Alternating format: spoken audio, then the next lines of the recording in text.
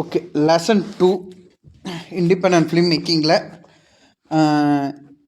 நமக்கு இப்போ ஷார்ட்டை பற்றி பார்த்தோம். ஷார்ட்டு வந்து ஒரு 5 ஷார்ட்டை வச்சு நம்ம ஒரு 2 ஃப்ரெண்ட்ஸ் வந்து ரொம்ப சிம்பிளாக யோசிப்போம். ரொம்ப சிம்பிளாக யோசிப்போம். ஒரு பொண்ணுக்காக 2 பசங்க சேண்டை கட்டிக்கிறாங்க அப்படிங்கிற மாதிரி வச்சுக்கோ. அது என்னவா காரணம் வேணால் வச்சுக்கோங்க, உங்களோட முடிவு.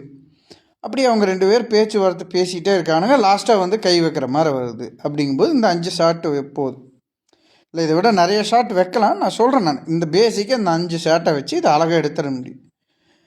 இதில் ரொம்ப முக்கியமான விஷயம் என்னென்னா, இப்போது ஸ்கிரிப்டு நம்மக்கிட்ட கிடையாது, எதுவும் கிடையாது. கேமராவை எடுத்துகிட்டு போயிட்டோம், 2 பேர் பேசுகிறாங்க, அதை நம்ம வந்து எடுக்க போகிறோம். அப்படிங்கும்போது வெறுமனே ஒரு கேமரா ஒரே இடத்துல வச்சும் கூட எடுக்கலாம்.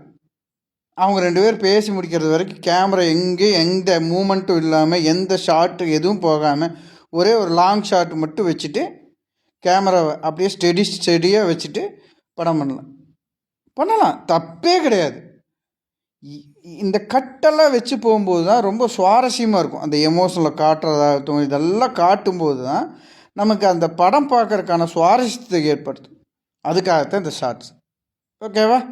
சிம்பிளாக புரிஞ்சிருச்சா? இன்னொரு விஷயம் என்னென்னா, ஒரு ஷார்ட்டு வைக்கும்போது கேமரா ரோலிங் ஆக்ஷன் சொல்கிறோம்ல, அப்படி ஆக்ஷன் சொல்கிறது வந்து பெரிய விஷயமே கிடையாது. நம்ம எந்த இடத்துல கட்டு சொல்கிறோங்கிறது ரொம்ப முக்கியம்.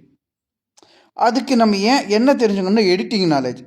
இப்போ நான் இப்படி பேசிகிட்டே இருக்கும்போது திடீர்னு ஷாக்காகிறேன்னு வச்சுக்கோங்களேன், இந்த இடத்துல ஒரு கட்டு வைக்கிறேன். ஏன்னா ஆப்போசிட்டில் இருக்கிறவன் வந்துட்டு ஒரு கண்ணோடு நிற்கிறான். அப்படிங்கும்போது இந்த ஷாக்கு வச்சு இவர் ஓடிஎஸில் அவனை காமிக்கலாம், இல்லை வந்து அவனுக்கு ஒரு க்ளோஸ்அப் ஷாட் மிட் ஷாட் காமிக்கலாம், இல்லை கன்னை மட்டும் தனியாக காமிச்சிட்டு கன்னுலேருந்து அதுக்கப்புறமா வந்து ஒரு ஜூம் அவுட், பார்த்தீங்களா, இன்னொரு ஷாட் ஆட் ஆகிடுச்சு, இப்படி ஜூம் அவுட் காட்டலாம். ஸோ எப்படி வேணால் காட்டலாம். ஓகே, நீங்கள் எப்படி காட்டணும்னு விரும்புகிறீங்களோ அதுதான் ரொம்ப முக்கியம்.